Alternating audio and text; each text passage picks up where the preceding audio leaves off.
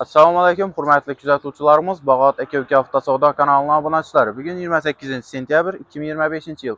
Növbətdəki savdamız mexanika korobka Cobalt avtomobili oldu. 2021 yılda işləb çıxarılan 39 min kilometr yurtduran Kraskesi 100% radnoy metan qazla bilən cihazlanğan təyyar avtomobilimizi özlərimizin Bağatdan gələn Əzəmət ağamıza 132 milyon som nağd pula verdik.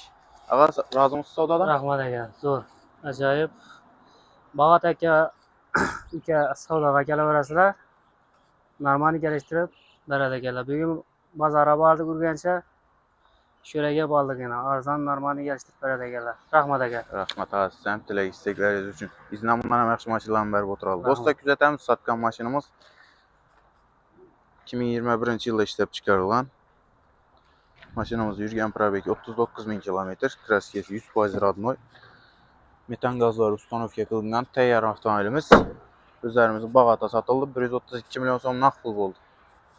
Gələrəsizdə dostlar, şimdi zor senalada maşınlar köp. BMA gəlib arzan gəlişi soda kütlərəsizdə sizlərdən şimdi satıladan maşınlarınız olsa BMA kəsə hesab oladı gəlsək. Naxalamız gəlişməsək satıb veriş variantları var. Həmmələr izni Bağat Aka Avtosavdo salonumuzda kütüb qalamız əziz yurttaşlar.